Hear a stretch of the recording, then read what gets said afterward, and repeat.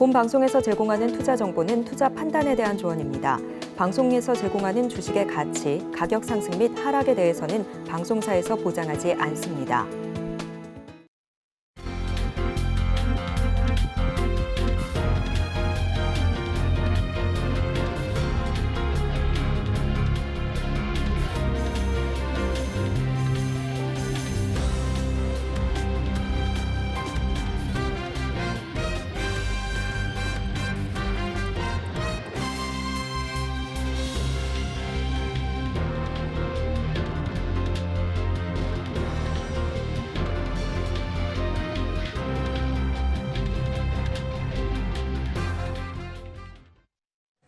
시청자 여러분 안녕하세요. 오늘을 돌아보고 내일을 준비하는 오늘장 내일장 일부 진행의 백설혜입니다. 미국에서는 ADP 고용 보고서가 발표됐습니다. 민간 고용이 둔화된 것으로 나타났는데 이제는 현지 시간으로 내일 발표될 미국 고용부의 노동 보고서에 집중이 되고 있습니다. 이걸 앞두면서 시장 관망세가 나타나고 있는 상황이고요. 일단 고용 자체는 연준의 시나리오대로 흘러가고 있는 것으로 보이고 있습니다. 둔화됐다라는 점이 확인되면서 연준의 금리 인상 기조가 노동시장에 그대로 좀 반영이 되고 있다라는 것이 풀이가 되고 있습니다. 거기에 국제 유가 역시도 글로벌 경기 둔화에 힘을 좀 싣고 있는 모습입니다. 5거래일 연속 하락세를 보이면서 배럴당 70달러 선 아래를 하회하는 모습이 나타나고 있습니다. 또 공매도 금지가 된 이후부터 한 달 동안 외국인은 우리 주식을 오히려 사들인 것으로 보입니다. 3조 3천억 원 정도를 사들이면서 4개월 만에 순매수세로 전환이 되었습니다. 우리 양대시장 지수는 오늘 21선 정도에 걸쳐서 거래가 되고 있습니다. 오늘도 테마성 장세가 펼쳐지고 있는 가운데 어떤 테마가 시장에서 주목받고 있는지 저희 방송 통해서 꼼꼼하게 짚어드리겠습니다. 저희 방송 유튜브를 통해서도 보실 수 있습니다. 유튜브 검색창에 서울경제TV라고 검색하시면 저희 방송과 함께 하실 수 있으니까요. 실시간 채팅에도 많이 참여를 해주시기 바랍니다. 12월 7일 목요일입니다. 오늘장 내일장 1부는 이 시각 보도본부로 시작하겠습니다. 앞서서 살펴보셨던 헤드라인 중에서 세 가지를 골라서 심층적으로 다뤄보겠습니다. 오늘은 보도국의 서청석 기자 나와 있습니다. 어서 오세요. 네, 안녕하세요. 네, 먼저 첫 소식부터 알아보겠습니다. 공매도 금지 시행 이후로 외국인 투자자들이 우리 시장 유입이 좀 늘었습니다. 팔자에서 사자로 돌아선 건데 외국인들의 우리 주식 사는 규모 어느 정도인가요? 네, 말씀해 주신 대로 지난달 공매도 금지가 시행된 이후 외국인 투자자들이 팔자에서 사자로 돌아섰습니다. 금융감독원에 따르면 11월 외국인의 상장 주식 순매수 규모는 3조 3천억 원 수준인데요. 올해 1월 6조 1천억 원 매수 이후 최대 규모로 4개월 만에 순매도에서 순매수로 전환했습니다.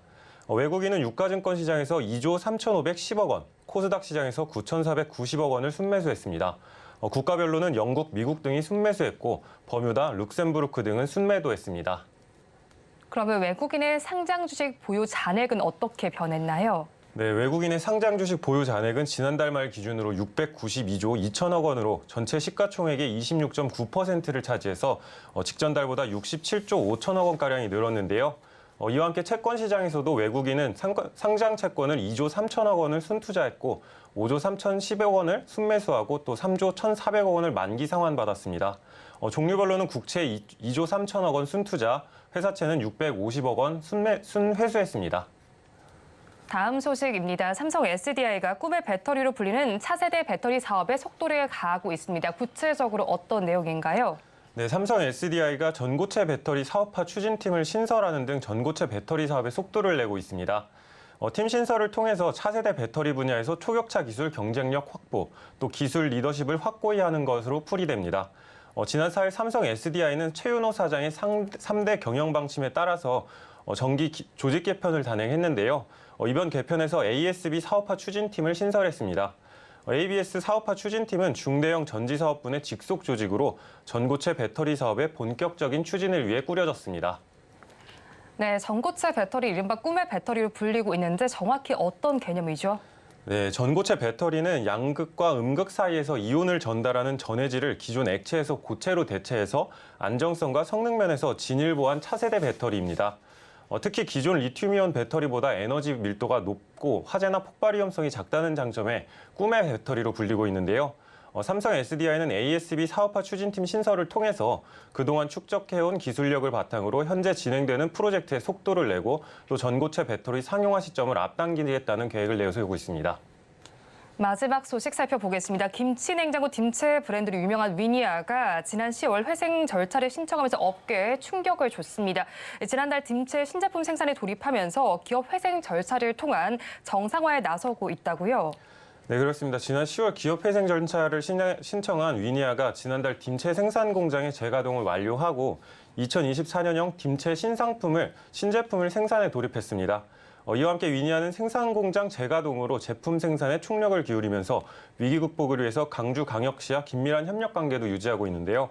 광주광역시는 위니아를 위해 신속한 기업 회생 개시를 촉구하는 탄원서를 제출하고 긴급 정책 금융과 세제 지원에 나서고 있습니다. 이를 통해 협력사들은 대출 만기 연장과 상한 유예, 정책 자금 지원, 특례 보증 등의 세제 혜택을 받을 수 있습니다. 김혁표 위니아 대표는 회생 절차를 성공적으로 종료하기 위해 임직원 모두가 힘을 다할 것이며 또 지역 기업으로서 사회적 책임도 다하겠다고 말했습니다. 한편 대우 위니아 그룹은 계열사 채불 약 708억 원을 변제하기 위한 계약안을 지난 6일 국회에 제출했는데요. 대우 위니아 그룹의 위니아전자, 또 위니아전자 매뉴팩처링, 위니아 등 가정 3사는 지난달 30일 기준 임직원 임금 289억 원, 퇴직금 418억 원 등 모두 708억 원을 체불하고 있습니다. 네, 오늘 이 시각 보도본부에서는 외국인의 지난달 우리 주식 매수 규모부터 위니아 딤체의 생산 라인 재가동 소식까지 전해드렸습니다. 보도국 서청석 기자와 함께했습니다. 오늘 말씀 고맙습니다. 계속해서 시황센터 연결해서 이 시각 시장 상황 알아보겠습니다. 최유정 캐스터가 준비하고 있습니다. 시황센터 최유정입니다. 간밤 뉴욕 증시는 민간 고용이 둔화됐음을 확인했음에도 불구하고 이번 주 금요일 발표될 11월 고용 보고서와 차주 발표될 CPI를 기다리며 상승세 유지하지 못하고 하락 전환하며 3대 지수 마감하는 모습이었습니다. 오늘 우리 시장도 관망세 짙은 모습인데요. 양시장 상승 동력을 찾기가 쉽지 않은 가운데 현재 코스피 코스닥 혼조세 보이고 있습니다. 오늘 0.1% 소폭의 하락 출발한 코스피는 장중 하락폭을 키우는 모습이었는데요. 하지만 현재는 상승 전환에 성공하면서 0.09% 빨간불 켜내고 있고요. 오늘 코스닥은 0.11% 소폭의 상승으로 출발했는데요. 하지만 이내 하락 전환한 뒤에 현재는 0.36% 파란불 켜내고 있는 모습입니다. 그렇다면 보다 자세한 지수 상황 코스피 먼저 살펴보겠습니다. 대주주 기준 연내 완화 가능성에 대한 의견이 엇갈리면서 양도세 회피 물량이 오늘도 출회되는 모습입니다. 코스피 시장 개별 이슈에 따른 종목 차별화 이어지는 가운데 국제 유가가 5개월 만에 WTI 기준 배럴당 70달러 아래까지 떨어졌다는 소식에 오늘 항공주 강세 보이고 있고요. 정유주들은 부진한 흐름 보여주고 있습니다. 오늘 코스피 지수 살펴보면요. 2,493포인트에서 시작해 장중한 때 낙폭을 키워가며 2,481포인트까지 떨어지기도 했는데요. 하지만 상승 전환에 성공하면서 현재는 0.1% 상승한 2,497포인트 지나가는 모습입니다. 이어서 수급통에서 보다 자세한 흐름 살펴보도록 하겠습니다. 최근 기관의 수급은 외국인 선물 매매에 좌우되는 모습 보여주고 있는데요. 오늘은 외국인이 선물 시장에서 4천억 원 넘게 담아내고 있지만 오늘 기관은 2천억 원 넘게 팔아내는 모습입니다. 개인과 외국인 어제는 매도세 보이다 하루 만에 매수 전환하면서 오늘 대형주와 제조업 위주의 매수세 보이면서 각각 1,484억 원, 507억 원 담아내는 모습입니다. 이어서 코스닥도 살펴보도록 하겠습니다. 오늘 코스닥 2차 전지 중심의 하락세 이어가는 가운데 지수 상방 제한 흐름에 업종 간 순환매는 지속되는 모습입니다. 하지만 투자 심리 약화에 주도 테마수는 축소된 모습인데요. 오늘 제약 바이오주 강세 보이고 있고요. 또 최근 신규 상장한 Y바이오로직스나 KNX는 오늘 두 자릿수대 상승세 보여주고 있습니다. 오늘 코스닥 지수 살펴보면요. 820포인트에서 시작해 장중한 때 810포인트까지 떨어지기도 했는데요.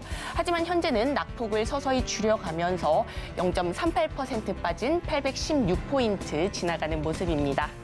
이어서 수급통에서 보다 자세한 흐름 살펴보도록 하겠습니다.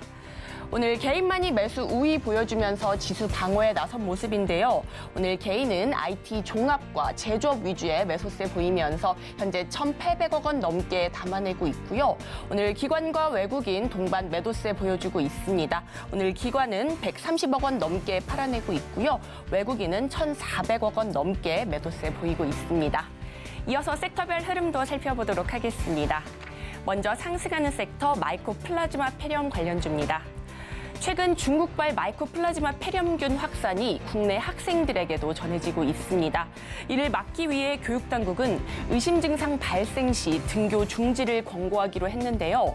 이같이 심상치 않은 마이코플라즈마 폐렴의 확산세에 오늘 관련주 강세 보이고 있습니다.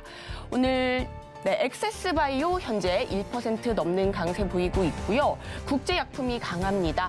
6.42% 빨간불 켜내고 있고요. 위더스 제약도 4% 넘는 강세 보이고 있습니다. 반면 오늘 진단 키트 쪽은 부진한 흐름인데요.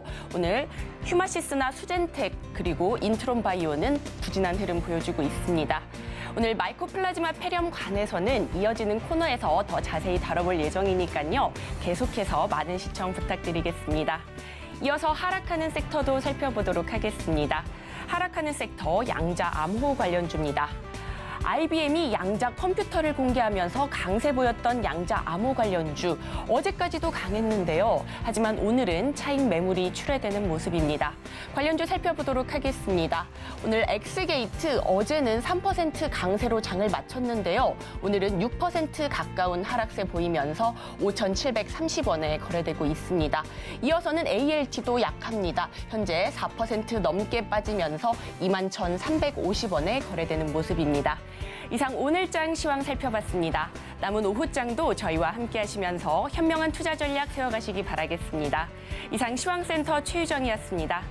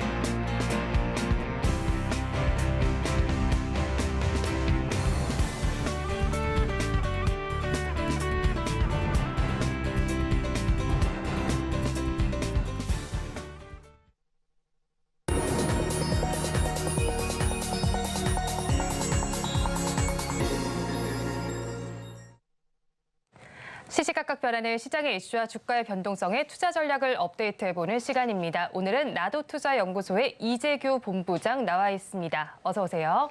안녕하세요. 네, 본부장님 일단 오늘 우리의 시장은 혼조 양상을 좀 펼치고 있는 가운데 마이코플라즈마 폐렴과 관련된 이슈가 좀 떠오르고 있습니다. 마이코플라즈마 폐렴이 뭐 중국뿐만 아니라 우리나라에서도 좀 확산되고 있다는 소식이 전해지고 있습니다. 일단 환자가 한 달 사이 2배 이상 증가하면서 마이코플라즈마 폐렴에 대한 관심도 높아지고 있는 상황인데 관련주로 묶이는 종목들은 어떤 것들이 있는지 궁금하고요. 최근의 주가 흐름 어떻게 나타났나요? 네, 마이코플라즈마 관련되어 있는 기업들의 주가 변동성이 최근에 굉장히 크게 나오고 있습니다. 그래서 이제 관련된 기업들로 우리가 좀 따져보자면 치료제라고 할 수 있는 이제 항생제 쪽에 관련되어 있는 기업들 중에서는 위더스 제약이라든지 국제약품 같은 기업들이 지금 엮이고 있는 상황이고, 이 진단키트와 관련되어 있는 기업들 같은 경우도 변동성이 크게 나오고 있습니다. 뭐 인트론바이오라든지 엑세스바이오, 그리고 수젠텍 같은 기업들이 있고요. 그리고 또 이제 마스크 관련되어 있는 기업들 같은 경우도 최근에 어느 정도 변동성을 보이고 있는 부분이 있습니다. 그리고 이 폐렴 같은 같은 경우는 어쨌든 호흡기 질환이기 때문에 네. 메가 ECS 같은 인공호흡기와 관련되어 있는 부분들도 시장에서 계속해서 부각이 되고 있는 상황입니다. 그런데 이제 시장에서 좀 보다 보면 이제 오늘 같은 경우에도 유유제약이라는 기업이 급등이 나오면서 상한가에 들어가는 모습인데 유유제약이나 종근당 바이오 같은 기업들 같은 경우도 이 항생제 쪽에 관련이 있는 기업이라고 보시면 될 것 같습니다. 그래서 지금 시장에서 마이코플라즈마와 관련되어 있는 기업들을 계속해서 어떻게 보면 계속해서 발굴을 해내고 있는 상황인데 네. 우리나라에서도 이 마이코플라즈마 폐렴이 계속해서 부각이 된다라고 한다면 주가의 흐름 같은 경우는 이제 투자의 관점보다는 트레이딩의 관점으로 계속해서 부각될 가능성이 높다라고 보고 있습니다. 네, 일단 마이코플라즈마 폐렴 계속해서 확산세가 나타나면서 진단키트와 치료제, 거기 마스크, 호흡기와 관련된 종목들까지도 다 좀 들썩이고 있습니다. 그렇다면 일단 이렇게 폐렴 관련된 섹터들이 전반적으로 움직이면서 진단키트와 또 치료제 쪽으로 많이 매수세가 몰리고 있습니다. 진단키트와 치료제 중에서 조금 더 매력도가 높은 쪽이 어디일까요? 네, 굉장히 어려운 질문이긴 네. 한데요. 이게 지금 치료제, 그러니까 우리가 전체적으로 따져봤을 때는 항생제와 관련되어 있는 기업들의 변동성이 굉장히 가볍게 나오고 있습니다. 최근에 이제 변동성이 커졌었던 경남제약이라든지 경보제약 같은 경우도 항생제 쪽에 대한 모멘텀이 부각이 되고 있는 부분이고, 방금 전에 말씀드렸었던 종근당 바이오라든지 그리고 종근당 바이오라든지 유유제약 같은 경우도 이제 항생제 쪽에 관련이 되어 있는 기업이라고 보시면 될 것 같습니다. 그래서 주가가 굉장히 가볍게 움직이는 것은 일단 치료제, 항생제 쪽이라고 저는 생각을 하고 있고, 다만 이제 우리가 긴 호흡으로 봤을 때는 진단키트 쪽 같은 경우도 어떻게 보면 상대적으로 안정적인 흐름이 나올 가능성이 있다라고 보고 있습니다. 특히 이제 이 마이코플라즈마 폐렴을 검출할 수 있는 진단키트를 만들고 있는 기업이 실제로 있는데 네. 인트론 바이오라는 기업과 엑세스 바이오라는 기업, 그리고 진 매트릭스 같은 경우도 실제로 이 진단키트를 생산하고 있는 부분이기 때문에 추후에 우리가 코로나 때만큼은 영향력이 좀 덜할 것이다라고 생각은 하고 있지만 어쨌든 매출적인 부분에서 메리트가 부각될 가능성도 있기 때문에 진단키트 쪽 같은 경우는 게다가 굉장히 오랜 기간 조정도 받았고요. 그렇기 때문에 주가 흐름적인 면에서는 이제 치료제 쪽이 좀 더 변동성이 큰데 좀 안정적인 포지션을 가져가자면 상대적으로는 진단키트가 좀 더 안정적으로 움직일 거라고 보고 있습니다. 변동성이 큰 쪽은 치료제 쪽일 것이고 조금 더 안정적인 흐름을 가져가자면 진단키트가 좋겠다고 좀 정리를 해주셨습니다. 그럼 종목별로 좀 살펴보도록 할게요. 수젠텍의 경우에는 마이코플라즈마 폐렴 확산 속에서 급등세를 이어가다가 지금은 하락세를 보이고 있습니다. 4%대 약세가 나타나고 있고요. 반면에 또 국제약품의 좀 주가 양상도 좀 살펴보도록 하겠습니다.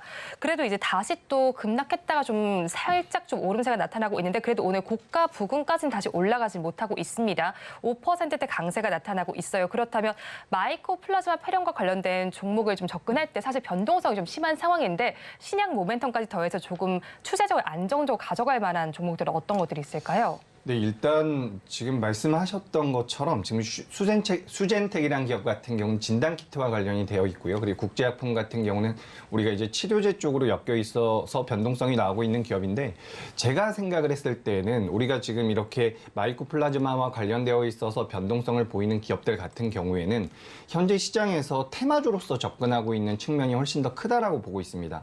이 기업들 같은 경우는 어쨌든 시장의 판단 하에는 지금 마이코플라즈마 관련주로서 변동성이 나오고 있는 부분이기 때문에 이제 기업들마다 새롭게 가지고 있는 신약 개발에 대한 모멘텀 같은 경우는 딱히 크게 부각될 가능성이 저는 조금 낮다라고 보고 있습니다. 네. 그렇기 때문에 지금 시장에서 부각되는 요 종목군들 같은 경우는 오히려 테마로 접근하는 게 좀 더 맞다라고 생각을 하고 있고, 지금 이제 인트론 바이오 같은 경우는 지금 그 진단키트를 생산하고 있는 부분인데 국내외에서 이 마이코플라즈마 폐렴을 진단할 수 있는 진단키트를 생산하고 있는데 여기에 더해져서 이제 항생제 쪽에 대한 메리트까지도 가지고 있는 기업입니다. 그러니까 인트론 바이오 같은 경우는 지금 마이코플라즈마 폐렴과 엮여 있는 여러 가지 테마들 중에서 이제 항생제 쪽과 진단키트까지 모두 다 가지고 있는 상황이기 때문에 이제 신약 모멘텀보다는 오히려 시장에서 우리가 테마로 접근했을 때는 이런 마이코플라즈마의 폐렴에 대한 직접적인 수혜를 두 가지 받을 수 있는 이런 인트론 바이오 같은 기업을 좀 관심 있게 가져보시면 주가 흐름이 잘 나올 수 있다. 이렇게 말씀드려보도록 하겠습니다. 네, 마이코플라즈마 접근할 때는 일단은 테마의 본질에 한번 집중을 해보시고요. 인트론 바이오와 같은 경우에는 항생제와 진단키트라는 두 가지 모멘텀을 다 가지고 있는 만큼 조금 더 관심 권역에 두시면 좋겠습니다. 그렇다면 또 다른 종목에 대한 이야기도 좀 해보겠습니다. 나이백이 오늘 장에서 상한가를 기록하고 있습니다. 국책 연구를 좀 수행하는 과정 속에서 좀 유의미한 성과를 발견을 했죠. 노화 역전 펩타이드 기술 개발에 성공했다는 소식이 전해지기도 했고 이 펩타이드 기술도 뭐 비만 치료제도 적용할 수 있다 이런 기사들이 나와 있더라고요. 일단 오늘 장의 급등이 좀 부담스럽다면 조정 시에 비중을 확대를 해봐도 괜찮을까요? 네, 저는 일단 나이백 같은 경우는 지금 당장에는 접근할 수가 없죠. 어쨌든 네. 지금 상한가로 들어가 있는 상황이기 때문에 바로 접근을 할 수 없는 상황인데 만약에 내일 아침에 이 나이백이라는 기업이 갭상승이 크게 나온다라고 한다면 네. 일단 한 번 정도는 챙기시는 게 좀 더 유리하다라고 생각을 하고 있습니다. 다만 이제 한번 주가가 올라가서 내일 아침에 갭상승이 나온다라고 해서 거기서 이제 주가의 흐름이 완전히 끝난다라는 관점은 아니고요. 내일 오전에 한번 챙기고 나서 그 이후에 다시 한번 2만 원대 초반까지 내려와서 조정을 받는다라고 한다면 지금 이제 발표된 내용들 같은 경우는 추가적인 주가 상승에 대한 여력이 어느 정도 남아있다라고 네. 보고 있습니다. 그리고 나이백 같은 경우 시가총액 같은 경우도 그렇게 큰 기업이 아니기 때문에 최근 이제 제약바이오 종목군들의 이런 탄력적인 변동성을 고려해 본다면 추가 상승의 가능성이 높다라고 보고 있는 거죠. 그렇기 때문에 정리를 좀 해드리자면 일단 저는 추가 상승의 가능성이 좀 더 높다라고 보고 있지만 네. 만약에 지금 보유를 하고 있다면 내일 오전에는 갭 상승이 나왔을 경우에 한번 좀 일부는 차익 실현이라든지 비중 축소를 진행을 하고요. 네. 그다음에 2만 원대까지 주가가 밀려 내려와서 조정을 좀 받을 때에는 그때는 이제 비중 확대의 의견을 드려보도록 하겠습니다. 일단 근데 지금 차트를 보니까 본부장님 사실 오늘 좀 상한가까지 올라가긴 했지만 전고점까지 올라서지는 못했잖아요. 그래도 좀 조정을 받고 좀 오름세가 나타나게 되는 걸까요? 그렇죠. 그럴 가능성이 굉장히 높다라고 보고 있는데 이게 오늘 종가가 굉장히 중요할 것 같습니다. 지금 상한가 잔량이 약 30만 주 정도가 네. 걸려 있는데 이게 적은 물량은 아니에요. 그렇기 때문에 내일 아침에 갭상승이 나올 가능성은 굉장히 높은데 갭상승 이후에 주가 흐름이 굉장히 중요할 거라고 보고 있습니다. 만약에 직전 고점 이상에서 이 주식을 보유하고 계신 보유자분이라고 한다면 저는 내일 아침에 이제 수익 전환이 되지 않는다라는 가정하에는 좀 긴 호흡으로 보셔도 괜찮지 않을까라는 의견도 드려보도록 하겠습니다. 현재 21,450원인데 2만 원대를 이탈하지 않는다라고 한다면 주가 흐름 자체는 견고하게 이어질 가능성이 높다라는 말씀 드려보도록 하겠습니다. 네, 일단 앞으로의 주가 흐름을 한번 살펴보시면 좋겠다는 의견을 주셨고요. 또 셀트리온 그룹주에 대해서 좀 살펴보겠습니다. 제약 바이오주 하면 가장 먼저 떠오를 종목군들이 아닐까 싶은데 합병이라는 리스크가 이제 해소가 됐죠. 이제 어떻게 좀 합병이 절차가 진행될 예정인데 그런 만큼 주가가 강세를 보였지만 사실 오늘 제약 바이오 랠리에선 좀 제외가 되어 있는 모습입니다. 셀트리온 그룹주의 주가 약세가 좀 나타나는 이유 좀 궁금하고요. 보유자분들 어떻게 좀 대응을 하면 좋을까요? 네, 셀트리온 같은 경우는 어떻게 보면 오늘 우리나라 시장에서 제약바이오 종목군들이 강하게 움직이고 있는데 네. 그 제약바이오 종목군들 중에서 강하게 움직이는 기업들은 대체적으로 마이코플라즈마와 관련되어 있는 기업입니다. 그렇게 따져본다라고 한다면 지금 셀트리온 같은 경우는 사실상 관계가 없는 기업이라고 볼 수도 있는 부분이죠. 그렇기 때문에 오늘 뭐 셀트리온 그룹주들이 약세를 보인다라고 해서 기업 자체에 대한 어떤 문제가 생겼다라고 보기는 어려운 부분이기 때문에 이 부분을 좀 말씀을 드리고 싶고요. 그리고 셀트리온 같은 경우는 어쨌든 가장 큰 산이라고 볼 수 있었던 합병에 관련되어 있는 부분들이 이제 순차적으로 진행이 되고 있습니다. 올해 연말 계속해서 진행이 되면서 이제 2024년 1월 달에 이제 합병 셀트리온이 만들어지게 되는데 사실상 우리가 기술력적인 면에서 분석을 했을 때 셀트리온처럼 기술력이 뛰어난 기업들이 많지가 않습니다. 그렇기 때문에 저 같은 경우는 2024년도에 셀트리온에서 판매가 될 수 있는 여러 가지 제품들에 대한 매출 성장을 기대해 봤을 때 주가 흐름 같은 경우는 저는 계속해서 긍정적으로 좀 보고 있는 부분들이 있습니다. 그렇기 때문에 오늘 제약바이오가 전체적으로 약세를 좀 제약바이오가 좀 강하지만 어떻게 보면 이건 마이코플라즈마라는 테마 때문에 움직이는 네. 거라고 한다면 셀트리온이 오늘 상대적으로 약세를 보이고 있지만 이제 점진적인 우상향은 가능할 것이다라고 생각을 하고 있습니다. 이제 제가 몇 번 말씀드렸었던 부분인데 제약바이오 같은 경우는 지금 고금리 시대가 마감이 되면서 금리 동결이라든지 금리 인하에 대한 수혜까지도 받을 수 있는 업종이기 때문에 저는 이 제약바이오 쪽은 굉장히 긍정적으로 보고 있습니다. 네, 일단 앞으로의 흐름은 긍정적이다라고 짚어주셨고요. 일단 오늘 마이코플라즈마 폐렴 이슈 때문에 좀 제약 바이오주도 더 많이 들썩였던 것 같습니다. 그렇다면 오늘 제약 바이오 섹터 전반으로 좀 살펴봤는데 이 안에서 탑픽 종목 가지고 오셨을까요? 네, 지금 마이크로 플라즈마 쪽에서는 가져오진 않았습니다. 네. 아까 전에 말씀드렸던 것처럼 인트론 바이오라는 기업이 이제 마이크로 플라즈마 쪽에서는 수혜를 받을 수 있는 기업이라고 생각을 하고 있는데, 이제 이 마이크로 플라즈마 관련되어 있는 기업들의 시세가 좀 더 나올 것이라고 생각은 하고 있지만, 지금 이 기업들 같은 경우는 우리가 트레이딩 관점으로 접근하는 게 분명히 좋다라는 말씀을 한번 강조를 드려보도록 하겠습니다. 그래서 이 마이크로 플라즈마 쪽은 트레이딩 관점으로, 이제 투자의 관점으로 보기에는 변동성이 너무 크다라는 말씀을 드려보고요. 전체적인 이제 제약 바이오 업종 내에서의 탑픽을 선정을 해보자면, 저는 지금 이제 SK 바이오팜이라는 기업을 보고 있습니다. 네. 오늘 아침에도 이제 오전에도 좀 강하게 올라오면서 직전 고점대를 살짝 돌파하는 모습이 나왔는데, 지금 일단 윗꼬리가 좀 달리긴 했지만 이 SK 바이오팜 같은 경우는 뇌전증 신약을 개발하고 있는 기업입니다. 개발을 완료했고 실제로 판매를 하고 있는 상황인데 영업이익률이 굉장히 높은 기업이에요. 게다가 이제 SK 바이오팜이 가지고 있는 이 뇌전증 신약, 이 세노바메이트라고 하는 원료를 성분을 사용을 해가지고 엑스코프리라는 제품명으로 판매가 되고 있는데, 이 부분에 대한 특허 연장이 2032년도까지 지금 진행이 되고 있는 상황입니다. 이 미국의 신약 시장의 특성상 특허가 연장이 되면 그 특허가 만료될 때까지 매출이 계속해서 늘어나는 그런 습성이 좀 있어요. 그렇기 때문에 지금 SK바이오팜 같은 경우는 뇌전증 신약인 이 엑스코프리에 대한 매출이 2032년도까지도 계속해서 늘어날 가능성이 높다라는 거죠. 실제로 이제 경쟁 기업이라든지 동종 제품, 비슷한 제품을 판매하고 있는 다른 비교 기업들과 비교를 해봤을 때 이 청구 건수도 굉장히 빠르게 늘어나고 있는 부분이고요. 그러니까 실제로 굉장히 효능이 좋다라고 보시면 될 것 같아요. 그래서 이 뇌전증 신약에 관련되어 있는 모멘텀이 계속해서 부각이 되고 있는데, 실제로 이제 매출이 굉장히 폭발적으로 늘어나는 원년이 내년이라고 지금 생각을 하고 있는 부분입니다. 네. 그렇기 때문에 SK바이오팜 같은 경우는 지금 마이코플라즈마와 엮여서 움직이고 있는 다른 제약바이오 종목군들과는 좀 다르게 실제로 2024년도에 실적적인 부분에 대한 기대감이 있다라는 부분이 굉장히 큰 메리트가 될 수 있다라는 말씀을 드리고요. 그리고 SK바이오팜 같은 경우는 이제 상장했을 때 고가 라인대가 27만 원입니다. 근데 현재 주가가 9만 원대까지 내려와 있는 상황이기 때문에 주가가 이제서야 좀 저점을 다지면서 반등을 하고 있다라고 생각을 하시면 좋을 것 같고요. 말씀드린 대로 이 제약바이오에 대한 업황의 기대감도 분명히 있기 때문에 전 이 SK바이오팜을 좀 눈여겨보셨으면 좋겠다라는 말씀을 드려보도록 하겠습니다. 네, SK바이오팜 그러면 가격 전략은 저희가 이 시점에서 어떻게 잡아가면 좋을까요? 네, 가격 전략 같은 경우는요, 제가 좀 타이트하게 잡아드리도록 하겠습니다. 왜냐하면 지금 시장 자체가 조금씩 불안정하긴 해요. 네. 지금 반도체 같은 경우도 그렇고 오늘도 이제 코스피 코스닥이 약세를 좀 보이고 있는데, 시장 자체가 좀 불안정하기 때문에 일단 목표가는 좀 타이트하게 의견을 드려보도록 하겠습니다. 그래서 현재 9만 원대에서 거래가 되고 있는 상황인데, 목표가는 10만 원으로, 일단 10만 원으로 의견을 좀 드려보고요. 이게 주가라는 것이 10만 원이랑 9만 원 같이 이렇게 라운드 피겨라고 우리가 이야기를 하는데, 뒷자리가 0으로 끝나는 부분들은 의미하는 바가 분명히 조금씩 있습니다. 네. 그렇기 때문에 이 기업 같은 경우 10만 원대까지 올라오게 되면 매물이 일시적으로 출회될 가능성이 높아요. 그렇기 때문에 SK바이오팜 같은 경우는 목표가를 10만 원으로 의견을 드리고요.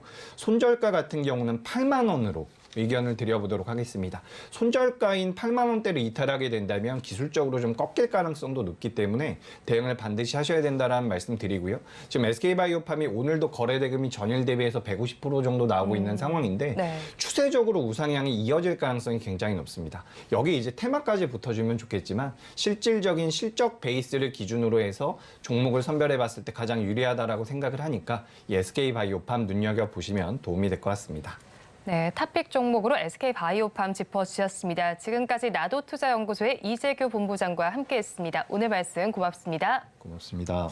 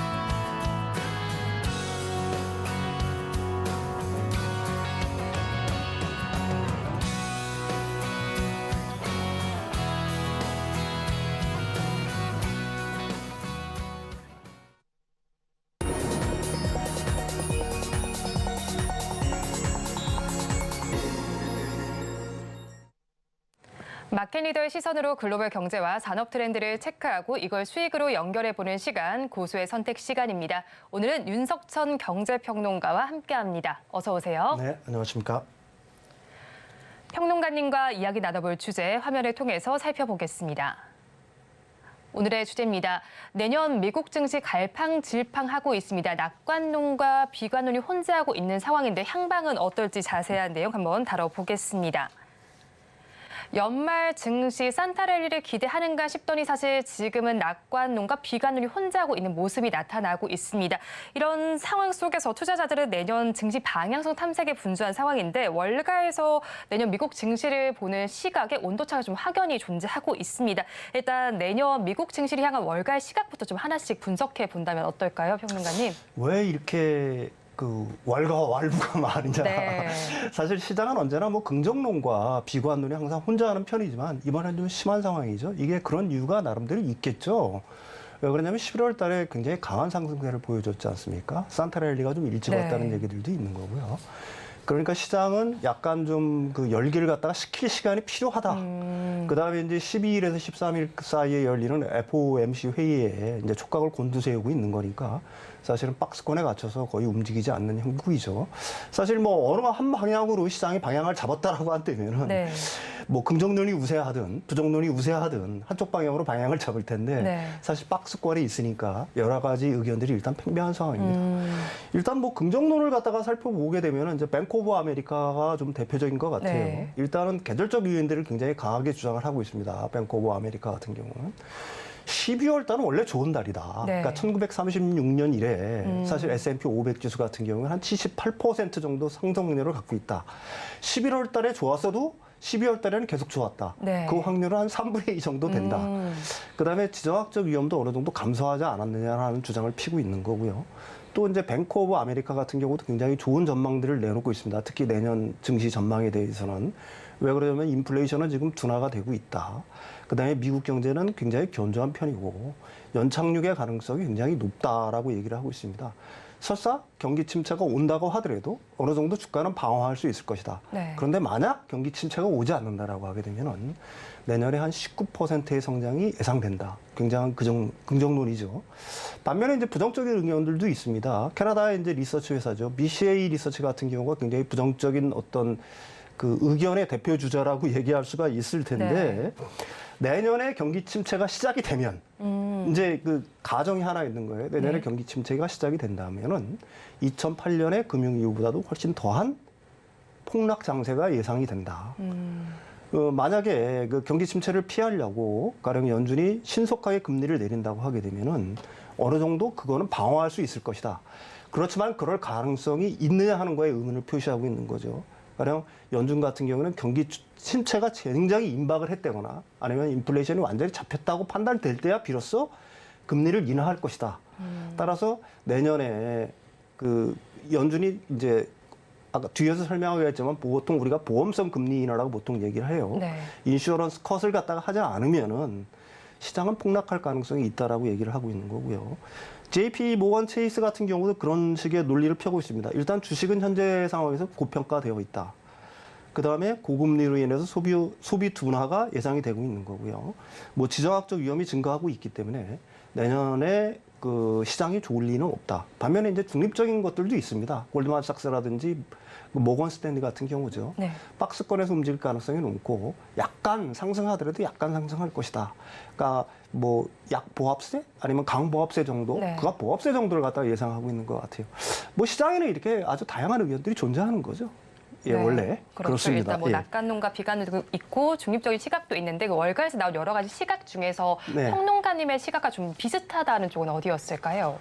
저는 일단은 그 가정을 갖다가 이 연준이 진짜 경기 침체를 갖다가 오게끔 고금리를 갖다 장기간 유지할 거냐라는 거에서 의문의 여지를 갖고 있는 사람입니다. 다시 말해서 인슈어런스 컷을 갖다 할 거다. 그러니까 보험성 금리 인하라고 보통 네. 얘기를 하죠. 이게 과거 사례를 봐도 그런 사례들은 얼마든지 있죠. 가령 뭐 94년도에서 95년도 사이에 그 당시 이제 연준 의장은 그린스펀이었습니다. 3%에서 6%까지 금리를 올렸었어요. 그러다가 이제 경기 침체가 올 것 같으니까 그날 그 95년 5월 달부터 금리 인하를 했죠. 그래서 주식시장은 굉장히 좋았습니다. 그런 이제 현재는 파월 의장이잖아요. 파월 의장도 그런 경험이 있습니다. 그러니까 2018년까지 금리를 올렸잖아요. 네. 근데 2018년도부터 금리를 동결해서 8, 9, 10월 달에 연속해서 금리를 갖다 컷했습니다. 금리 인하를 갖다 한 거죠. 왜 그러냐면 그 당시의 상황이 어땠냐면은 미중 간에 이제 그 무역 전쟁이 이제 가시화되면서 사실은 경기 둔화 우려가 굉장히 높아지자 파월 회장이 선제적으로 금리를 내린 거거든요. 네. 이번도 역시 마찬가지라고 저는 생각을 합니다. 사실 이제 올 12월이 지나고 내년 1분기 정도가 되면은 벌써 이제 고용 둔화 흐름은 명확하게 보이고 있는 거죠. 그러니까 소비 둔화 움직임까지 여기에 가세를 한다라고 하게 되면은 연준은 그 뭐 12일에서 13일 FOMC 회의에서 결정이 되겠지만은 네. 사실 벌써 이제 사실 그 연준의 이제 강경파 크리스토퍼 윌러 같은 사람이 대표적이죠. 디스인플레이션 상황이 몇 개월 지속이 된다라고 하게 되면 금리를 인하할 수 있다고 강경파들도 그런 소리를 네. 내고 있는 거예요. 따라서 현재 상황에서 이제 인플레이션이 좀 둔화 흐름이 명백해지고 고용 시장이 열기가 가라앉는다고 생각을 하게 되면은 과연 경기 침체를 그대로 놔둘 것이냐 오게끔. 이거는 저는 뭐 개인적으로 좀 의문인 상황이 있는 겁니다. 그래서 이제 부정론자를 내세우는 가장 큰 요인이 뭐냐면은 경기 침체가 온다면이라는 걸 갖다가 가정을 하고 있는 거예요.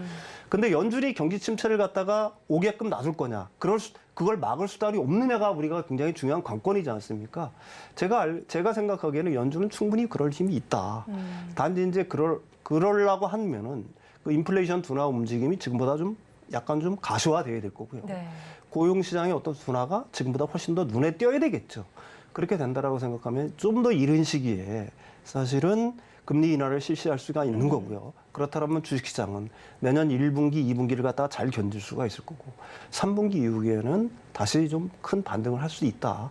이렇게 보는 게 제가 생각하기에는 좀 합리적인 판단이 아닐까 이렇게 생각합니다. 현 시점에서는. 네, 예, 예. 그렇죠. 아무래도 연준이 경기가 좀 침체되도록 그대로 두지는 않겠죠. 그런 만큼 보험성 인하를 할 수 있겠다라는 의견을 제시를 해주셨습니다. 일단은 인플레이션이 어느 정도 진정이 되고 또 고용 시장도 둔화가 되는 것을 살펴보면서 연준 역시도 경기가 어떻게 흘러갈지를 짚어볼 수가 있을 것 같은데 시장에는 앞서서 짚어본 것처럼 낙관론과 비관론이 혼재하는 상황입니다. 그래도 일단은 조금 더 평론가님께서는 일단 너무 비관적인 쪽에는 손을 들어주지 않으셨던 것 같고요. 앞으로 연준이 어떻게 금리 정책을 펼쳐나갈지를 저희가 한번 살펴보면 좋겠다는 의견을 전해주셨습니다. 그런데 일단 그래도 비관론이 조금 거센 이유는 무슨 이유 때문인지 좀 궁금합니다. 금리뿐만이 아니라 미국 증시의 기초 체력의 변화가 좀 생긴 걸까요? 결국은 이제 미국 시장의 어떤 기초 체력이라는 건 금리랑 네. 굉장히 연결이 돼 있죠. 고금리 상황이 지속되다 보면 기업들의 어떤 이익 성장률이 둔화 혹은 네. 하락할 테니까 그러다면 주식시장이 악재겠죠. 금리를 갖다가 빨리 인하하면은 그 이익 성장의 가능성이 높아질 테니까 지금의 밸류에이션 자체도 네. 문제가 되지 않는다라고 보는 거고요. 현재 이게 사실은 이 시장에서는 왜 이렇게 그럼 그 미국 주식시장이 박스권에 갇혀서 뭐 이리 갈지 저리 갈지 방향을 못 정하고 있는 것 같다라고 보통 얘기하는데 그런 이유가 있죠. 11월 증시가 굉장히 강했지 않습니까? 네. 그 강한 이유는 뭐냐면은 연준의 금리 인하 그 어떤 가능성 같은 거 갖다가 상당히 빨리, 그러니까 과다하게 이미 반영을 했다라고 보는 시각들이 있는 거죠. 네. 그래서 일부 성장률을 비롯한 그 어떻게 보게 되면 기술주에 대한 어떤 그 공정 가치를 넘어선 고평가 논란, 네. 현재 금리 상황에서는 이런 거에 대한 우려들도 있는 거고요. 그다음에 이제 또 하나의 이유는 앞에서 설명했지만 12일, 13일에 열리는 그 FOMC 회의 결과, 네. 그래서 연준이 과연 금리 인상을 끝내겠다는 성명서라든지 점도표에서 일단 끝내겠다는 어떤 걸 갖다 명확히 하고 내년에 금리 인하를 단행할 거라는 걸 갖다가 보이게 된다라고 하게 되면 그때부터 시장은 방향을 잡고서 그 연말 진짜 산타레일을 갖다가 본격적으로 시작할 수 있을 거라고 보는 거고요. 만약에 그렇지 않다라고 한다면은 시장은 주춤주춤거리는 양상들을 좀 보이겠죠. 예, 예. 네, 현재 그렇습니다. 시기는 다음 주에 열리게 될 FOMC 이후에 좀 방향성이 결정이 될 것 같은데 일단 그 전에 고용 보고서들도 좀 발표가 됩니다. 이미 어제 발표가 된 민간 고용 보고서 좀 둔화된 것으로 나타났고 현재 시간으로 내일도 고용 보고서가 발표되는데 이 점들이 좀 연준의 정책에 영향을 미치게 될까요? 현재는 왜 그러냐면은 그 금리 인하 아니면 금리 동결에 대한 가능성, 네. 그다음에 그게 얼마나 강한 오조로 그 성명서라든지 이런 거에 나타날 거에 대한 어떤 두려움 때문에 네. 배드 이스 배드가 되는 겁니다. 얼마 전까지도 배드 이스 굿이었잖아요. 네. 왜 그러냐면 고용 둔화라든지 아니면은 채권 금리의 하락이라든지 유가 하락 같은 경우에는 평상시 같으면 얼마 전 같으면 사실은 시장에 굉장히 긍정적인 영향으로 네. 왔을 텐데 지금은 배드를 갖다가 배드로 받아들이는, 다시 말해서 경기 둔화 가능성이 더 높은 어떤 가능성을 두고 있다고 시장은 일단 이렇게 보고 있는 거죠. 그런데 이런 상황들이 계속될 거냐, 그렇지는 않다는 얘기입니다. 왜 그러냐면은 연준이 12, 13일 날 열리는 FOMC에서 앞에서 거듭 얘기했지만 네. 금리 인하, 그러니까 금리를 갖다가 이제 동결을 하고 내년에 금리 인상의 어떤 금리 인하의 가능성을 갖다가 높이게 된다라고 하게 되면은 다시 시장은 훨씬 더 긍정적인 방향으로 전환할 가능성이 굉장히 높다라고 보는 게 합리적인 추론이겠죠. 네, 일단 예. 시장은 긍정적인 방향으로 전환이 될 가능성이 높다라는 것이 합리적인 추론이다라고 정리를 해주셨습니다. 또 도이치뱅크의 경우에는 미국 경기가 좀 침체만 피할 수 있다면 S&P 500 지수가 19%까지 오를 수 있다고 분석을 한 반면에 또 일각에서는 20% 하락까지도 나타날 수 있다라고 분석을 했습니다. 이것에 대해서 평론가님 견해는 어떠실까요? 그게 바로 금리 인하의 가능성, 내년에 얼마나 빨리, 그러니까 시장이 바라는 거는 사실은 보험성 금리 인하, 아까도 네. 얘기했지만 인슈어런스 컷을 얼마나 빨리 시행하느냐의 관점이 전부 다 초점들이 모여 있는 거예요. 네. 사실 그게 없다라고 한다면은 과거의 경험을 놓고 본다라고 하게 되면은 금리 역전, 가령 금리 역전 현상이 계속된다고 하게 된다라고 하게 되면은 보통은 그 금리를 갖다가 마지막으로 올린, 그러니까 지난해 올 7월이 되겠죠. 네. 보통 거기서부터 평균적으로 한 11개월 이후에 항상 침체가 나타났다라는 게 평균치거든요. 그렇다고 하게 되면 내년 6월이 가능성이 높은 거잖아요. 네. 그러니까 내년 2분기 이후에 현재 상태의 고금리가 유지가 된다라고 하게 되면은 경기 침체라든지 경기 둔화의 가능성이 굉장히 높다. 이걸 인대 시장은 굉장히 염려를 하고 있다라고 보는 거고요. 그래서 그걸 막으려고 하면은 아까도 앞에서 말씀드렸듯이 사실은 연준에 있는 인사들 같은 경우에도 그럴 가능성을 갖다가 충분히 알고 있다는 얘기입니다. 그런 사람들은 거기에는 세계적으로 뭐 어떻게 보게 되면 석학, 네. 아니면은 그 실물 경제라든지 아니면 금융통화 쪽에 완전한 전문가들이 모여 있는 건데 그런 상황들을 갖다 모를 리가 없겠죠. 근데 지금 상황에서 가령 인플레이션이 계속 높게 유지가 되고 있다라고 한다면은 사실 보험성 금리 인하를 하기는 굉장히 어렵겠죠. 그렇지만 다행히 지금 인플레이션이 주춤주춤하면서 내려가고 있지 않습니까? 네. 거기에서 또 유가 같은 경우도 굉장히 큰 내림폭을 보이고 있는 거고요. 따라서 시장은 그런 쪽을 갖다가 기대하고 있는 거고요. 만약에 보험성 금리가 인하가 이루어진다라고 하게 되면은 과거의 그 어떤 사례로 봤을 때 아까도 말씀드렸듯이 20세기 이후에 이루어진 그 두 번의 그 보험성 금리 인하, 그러니까 1995년도와 2018년도의 금리 인하 가능성을 볼 때 그때 시장이 어떻게 반응하느냐를 보면 되거든요. 시장은 굉장히 불을 뿜었습니다. 이번도 역시 마찬가지일 거라고 보는 거죠. 그렇지만 그게 아니라 네. 실제로 경기 침체가 온다면 가령 뭐 계속해서 고금리 상황이 유지되고 인플레이션이 높게 유지되는 상황에서 그 경기 침체가 만약에 온다라고 하게 되면은 그때는 일부에서 얘기하듯이 네. 사실은 시장의 어떤 급락도 충분히 가능성이 있다. 이렇게 봐야 되겠죠. 그래도 일단 경기 침체가 오기 전에 사실 뭐 연준이 알아서 먼저 선제적 대처를 하겠죠. 왜 그게 네. 사실은 파월 의장의 2018년도의 스탠스였고요. 네. 크리스퍼 윌러 이사가 얼마 전에 그 한 얘기가 있지 않습니까? 그런 강경파들이 네. 사실 한 발 물러나는 모습을 보였다는 거는 이제 내년 그 2분기, 1분기, 2분기가 가까우고 있다는 신호.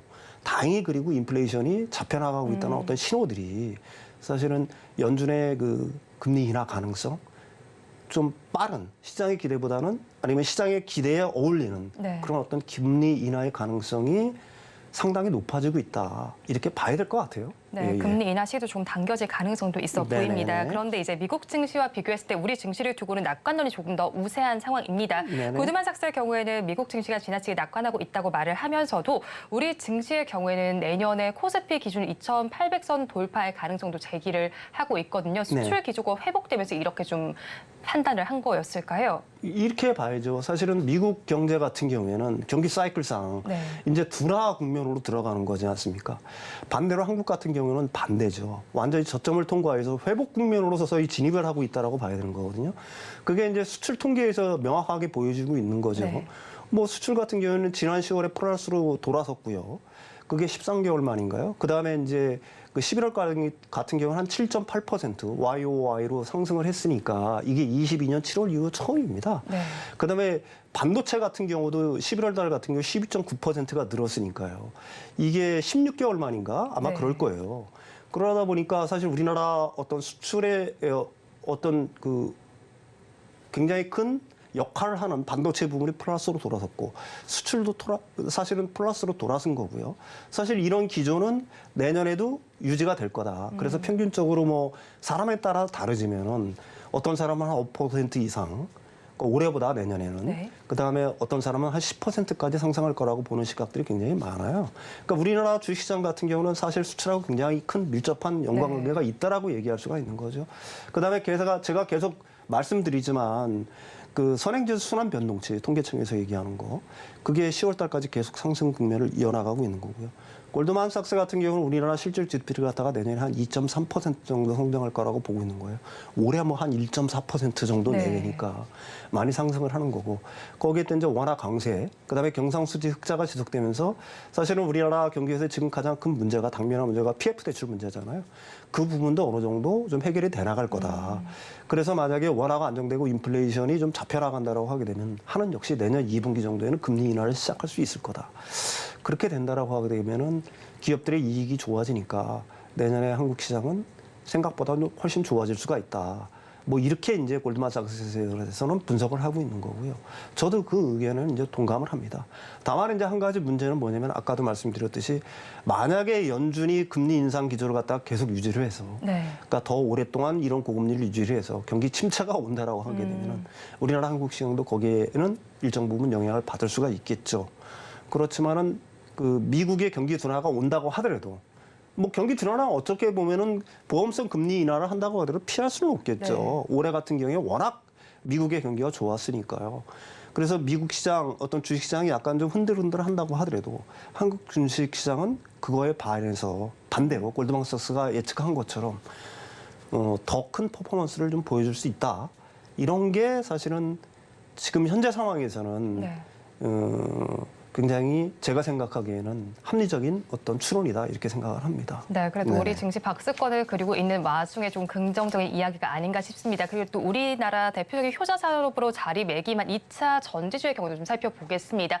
사실 전기차 수요가 감소하면서 2차 전지도 좀 직면한 상황이 좀 그다지 녹록지는 않은 상황인데 그렇다면 단기적인 관점보다는 조금씩 모아가는 관점으로 취해보면 괜찮을까요? 그러니까 전기차가 수요가 자꾸 둔화된다라고 얘기를 하는데 이런 고금리 상황에서 그게 어떤 차든 전기차뿐만이 아니라 내연기관차든 그 수요는 줄어들 수밖에 없는 거예요. 지난 시간에도 제가 네. 말씀드렸듯이. 근데 올해 9월 달까지 통계를 보게 되면은 전체 시장은 14% 성장했지만 전기차는 51% 성장했어요. 또 다른 통계를 보게 되면 1월에서 10월 달까지 통계를 보게 되면 배터리 수요는 44% 증가했습니다. 네. 1월 달에 약간 주춤했지만 2월 달부터 계속 상승 곡선을 그리고 있는 거거든요. 아까도 말씀드렸듯이 내년에도 계속해서 지금같이 어떤 수요 둔화가 지속될 거라고 전망하는 분들이 굉장히 많은데 저는 그렇게 생각하지 않습니다. 아까도 말씀드렸듯이 각국이 사실은 금리 인하를 갖다가 준비를 하고 있는 거예요. 네. 유럽도 마찬가지고 영국도 마찬가지고 우리나라도 마찬가지고 미국도 역시 아까도 말씀드렸듯이 보험성 금리 인하를 갖다가 하지 않으면 안 될 상황이라고 저는 개인적으로 네. 생각을 하게 됩니다. 그렇다면 금리가 내려가게 되면 내구자 소비가 늘 테고요. 전기차 수요는 다시 증가할 수가 있겠죠. 아까도 말씀드렸듯이 지금 그 전기차, 특히 배터리 분야 같은 경우, 전기차도 마찬가지고 배터리 분야, 소재 같은 경우, 장비도 마찬가지지만은 단군 이래 최대의 수주들이 이어지고 있어요. 우리가 눈에 보이지 않습니까? 네. 에코프로 비행 같은 경우에 SDI 44조. 뭐 이렇게 큰 어떤 수주 규모들이 일어나는 섹터가 과연 있을까 하는 게 제가 생각하기에는 의문인 상황인 거고요.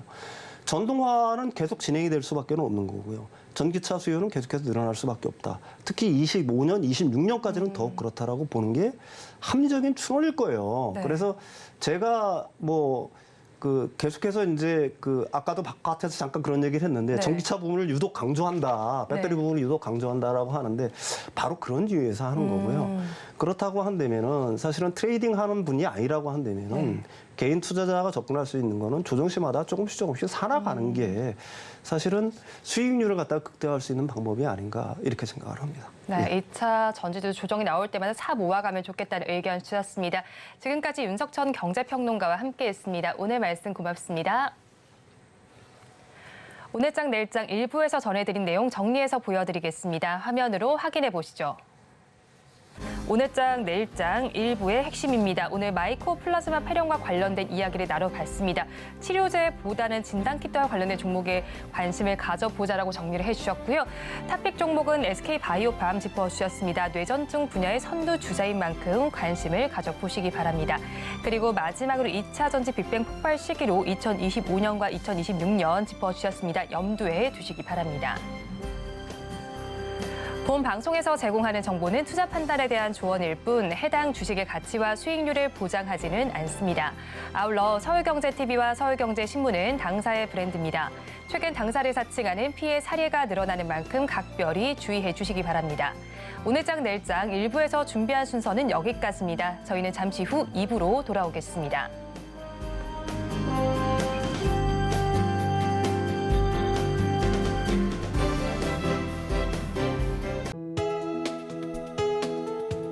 본 방송에서 제공하는 투자 정보는 투자 판단에 대한 조언입니다. 방송에서 제공하는 주식의 가치, 가격 상승 및 하락에 대해서는 방송사에서 보장하지 않습니다.